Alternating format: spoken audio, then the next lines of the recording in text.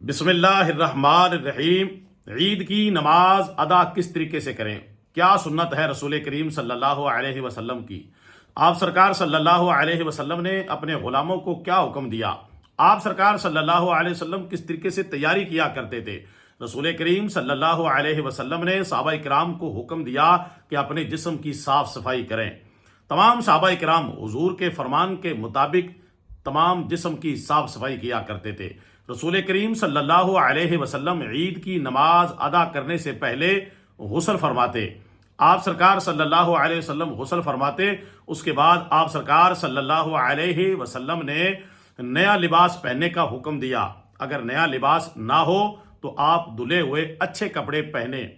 رسول کریم صلی اللہ علیہ وسلم کے فرمان کے مطابق صحابہ کرام جس کے پاس نیا لباس ہوتا وہ نیا لباس پہنتا، اگر نیا لباس نہ ہوتا تو جو لباس گھر میں اچھا ہوتا صاف ستھرا اس کو صحابہ کرام پہن کے عید کی نماز کی تیاری کیا کرتے تھے۔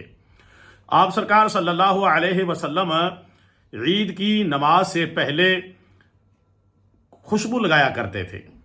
خوشبو لگانا سرکار کی سنت ہے، لیکن آپ سرکار صلی اللہ علیہ وسلم کا جسم انور جو ہے نا خوشبودار تھا، بہت زیادہ دور دور تک خوشبو۔ آپ سرکار جس گلی سے گزر جاتے تھے صحابہ کرام دائیں بائیں پتہ لگا لیتے تھے کہ حضور کا گزر ہو رہا ہے، لیکن حضور کو ضرورت نہیں تھی خوشبو کی، پھر بھی سرکار خوشبو لگاتے۔ اس کی وجہ یہ تھی کہ امت کو لگانا آ جائے، میرے غلاموں کے لیے سنت بن جائے۔ آپ سرکار صلی اللہ علیہ وسلم مسواک کیا کرتے تھے، لیکن حضور کو ضرورت نہیں تھی مسواک کی۔ آپ کا سرکار کا منہ مبارک جو ہے خوشبودار تھا۔ مسواک کی ضرورت ہے ہمیں، اگر ہمارے منہ سے بو آتی ہے تو ہم اس کو مسواک کو کرتے ہیں تاکہ منہ کی صاف صفائی ہو جائے، منہ کی بو جو ہے وہ ختم ہو جائے۔ لیکن حضور کا منہ تو خوشبودار تھا، لیکن اس کے باوجود بھی حضور مسواک کیا کرتے تھے۔ آپ سرکار صلی اللہ علیہ وسلم نے مسواک اس لیے کی تاکہ میری امت کو، میرے غلاموں کو مسواک کرنے کا طریقہ آ جائے۔ بہت سارے کام ایسے تھے رسول کریم صلی اللہ علیہ وسلم کو ضرورت نہیں تھی، لیکن سرکار پھر بھی کیا کرتے تھے۔ اس کی وجہ یہ تھی کہ میرے غلاموں کو، میری امت کو کرنا آ جائے، طریقہ آ جائے۔ حضور نے ہمیں بتایا، رسول کریم صلی اللہ علیہ وسلم نے عید کی نماز ادا کرنے سے پہلے حضرت بلال رضی اللہ تعالی عنہ کو حکم دیا کہ مدینے کی گلیوں کے اندر یہ آواز لگا دو کہ صدقہ فطر واجب ہے، صدقہ فطر واجب ہے، صدقہ فطر نکالو۔ حضور نے ارشاد فرمایا تو حضرت بلال نے مدینے کی گلیوں کے اندر اعلان کر دیا۔ آگے سے آگے اعلان بڑھتا گیا۔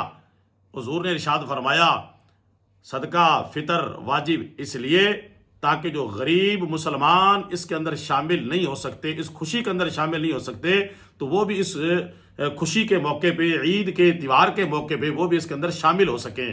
تو رسول کریم صلی اللہ تعالی علیہ وسلم نے حکم دیا۔ آگے یہ بھی ارشاد فرمایا دوسرے موقع پہ، حضور نے ارشاد فرمایا کہ جس نے فطرہ ادا نہیں کیا اس کے روزے جو ہیں زمین اور آسمان کے بیچ میں لٹکے رہ جائیں گے۔ رسول کریم صلی اللہ علیہ وسلم عید کی نماز ادا کرنے سے پہلے کھجوریں تناول فرمایا کرتے تھے۔ حضور جب کھجور تناول فرماتے 3، 5، 7 آپ سرکار صلی اللہ علیہ وسلم، اگر کھجور نہیں تو کسی میٹھی چیز کھانے کا بھی آپ سرکار صلی اللہ علیہ وسلم نے حکم دیا۔ حضور نے صحابہ کرام کو حکم دیا کہ پیدل جایا کریں عیدگاہ تک۔ پھر آگے ارشاد فرمایا کہ عیدگاہ پیدل جائیں تو اپنے رشتہ داروں کے ساتھ، پڑوسیوں کے ساتھ، یاروں دوستوں کے ساتھ جایا کریں۔ اکیلا جانے سے حضور نے منع نہیں کیا، پرنتو حضور نے ارشاد فرمایا کہ اپنے رشتہ داروں کے ساتھ چلا کریں۔ رسول کریم صلی اللہ علیہ وسلم نے حکم دیا کہ آپ ایک راستے سے جائیں عید کی نماز کے لیے، دوسرے راستے سے واپس تشریف لائیں۔ رسول کریم صلی اللہ علیہ وسلم جب آپ چلتے تھے عید کی نماز کے لیے، عیدگاہ تک جاتے، آپ سرکار صلی اللہ علیہ وسلم پیدل جایا کرتے تھے۔ حضور ایک راستے سے تشریف لے جاتے، دوسرے راستے سے حضور واپس تشریف لایا کرتے تھے۔ رسول کریم صلی اللہ علیہ وسلم کا طریقہ مبارک یہ تھا کہ آپ سرکار صلی اللہ علیہ وسلم راستے میں تکبیر کہا کرتے تھے۔ کون سی تکبیر پڑھا کرتے تھے؟ جو حضور تکبیر پڑھا کرتے تھے، ہمیں بھی چاہیے کہ اس تکبیر کو ہم بھی پڑھا کریں۔ آپ سرکار صلی اللہ علیہ وسلم تکبیر یہ کہا کرتے تھے، اللہ اکبر لا الہ الا اللہ واللہ اکبر وللہ الحمد۔ حضور اس تکبیر کو آہستہ آہستہ کہا کرتے تھے۔ رسول کریم صلی اللہ علیہ وسلم جانے کا انداز یہ تھا حضور کا، جب سرکار گلی کے اندر چلتے عیدگاہ کی طرف جاتے یا ویسے بھی سرکار کا کسی گلی سے گزر ہوتا، آپ سرکار صلی اللہ علیہ وسلم کی نگاہیں نیچی ہوا کرتی تھی۔ آپ سرکار صلی اللہ علیہ وسلم کبھی بھی کسی کے دروازے کی طرف تاک جھانک نہیں کیا کرتے تھے، اور سرکار نے اپنے غلاموں کو یہی حکم دیا، صحابہ کرام کو، کہ آپ جس گلی سے گزریں اگر کسی کا دروازہ کھلا ہے یا سوراخ ہے یا بند ہے، جیسے بھی، آپ کسی کے دروازے کی طرف تاک جھانک نہ کریں، نگاہوں کو نیچی کر کے آپ سفر کیا کریں، کسی کے دروازے کی طرف نہ دیکھیں۔ رسول کریم صلی اللہ تعالی علیہ وسلم نے حکم دیا، صحابہ کرام کو حکم دیا حضور نے کہ آپ عید کے دن خوشی ظاہر کیا کریں۔ پھر حضور نے ارشاد فرمایا خوشبو استعمال کیا کریں۔ حضور نے ارشاد فرمایا کہ آپ جب عیدگاہ کے اندر جائیں تو کسی کی گردن کے اوپر سے پھلانگ کے نہ جائیں، اوپر سے نکل کے نہ جائیں، جہاں جگہ ملے بیٹھ جائیں۔ اللہ کے نبی صلی اللہ علیہ وسلم نے حکم دیا کہ آپ خطبہ سنتے وقت سکون اطمینان کے ساتھ، تسلی کے ساتھ عید کا، بقر عید کا یعنی عیدین کا خطبہ آپ آرام سے سنا کریں، کوئی بھی بات نہیں کرنی، کوئی ادھر ادھر نہیں دیکھنا۔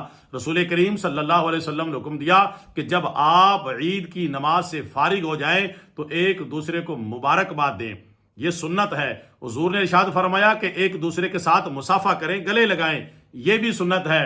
اللہ کے پیارے نبی صلی اللہ علیہ وسلم نے ارشاد فرمایا جو مومن بھائی آپس میں ایک دوسرے کے ساتھ مصافحہ کرتے ہیں، ملاقات کرتے ہیں، ان کو ہاتھ جدا ہونے سے پہلے اللہ تبارک و تعالیٰ ان کے گناہ کو معاف فرما دیتا ہے۔ تو یہ عید کی نماز کا طریقہ ہے، یہ سنت طریقہ ہے، اس سنت طریقے سے آپ ادا کریں، ڈھیروں ثواب ملے گا، بہت زیادہ ثواب ملے گا۔ اللہ کے پیارے نبی صلی اللہ علیہ وسلم اسی طریقے سے اپنے غلاموں کو یہ حکم دیا کرتے تھے کہ عید کی نماز اس طریقے سے تیاری کیا کریں۔ اللہ پاک ہمیں عید کی اچھے اور بہترین اور سنت طریقے سے ہمیں تیاری کرنے کی توفیق عطا فرمائے۔ آپ میرے پیارے خود بھی سنیں، دوسرے مسلمانوں تک بھی پہنچائیں، تاکہ ہمارے رشتہ دار، ہمارے ملنے والے رسول کریم صلی اللہ علیہ وسلم کی سنت کے مطابق عید کی نماز کو ادا کریں۔ اور حضور نے یہ بھی حکم دیا کہ جب آپ غسل کر لیں تو آپ ناخن بھی اتار لیا کریں۔ رسول کریم صلی اللہ علیہ وسلم نے ہر جمعے کو غسل کرنے کا اور ہر جمعے کو ناخن اتارنے کا حکم دیا، اور رسول کریم صلی اللہ علیہ وسلم کا اندازہ یہ تھا، طریقہ یہ تھا حضور کا، اس طریقے سے آپ سرکار صلی اللہ علیہ وسلم ناخن تراشتے۔ پہلے یہ شہادت والی انگلی، جس انگلی سے رسول کریم صلی اللہ علیہ وسلم نے چاند کے 2 ٹکڑے کیے، یہ شہادت والی انگلی جو ہے نا، اس انگلی سے رسول کریم صلی اللہ علیہ وسلم شروع کیا کرتے تھے ناخن اتارنا، ناخن تراشنا، سیدھی انگلی سے، سیدھے ہاتھ کی۔ اللہ کے نبی صلی اللہ علیہ وسلم کے دونوں سیدھے تھے، ہمارے لیے الٹا سیدھا ہے، لیکن حضور کا سب کچھ سیدھا تھا۔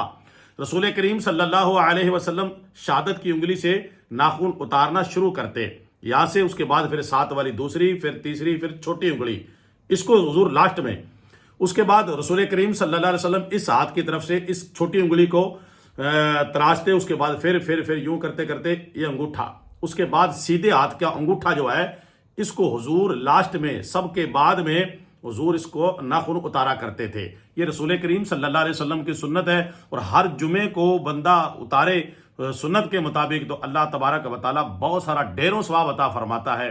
تو عید کی نماز کی آپ تیاری کریں، ایک دوسرے کو مبارکباد دیں، خوشی ظاہر کریں، اور میٹھی چیز کھائیں، کھجوریں استعمال کریں، رسول کریم صلی اللہ علیہ وسلم کی سنت ہے۔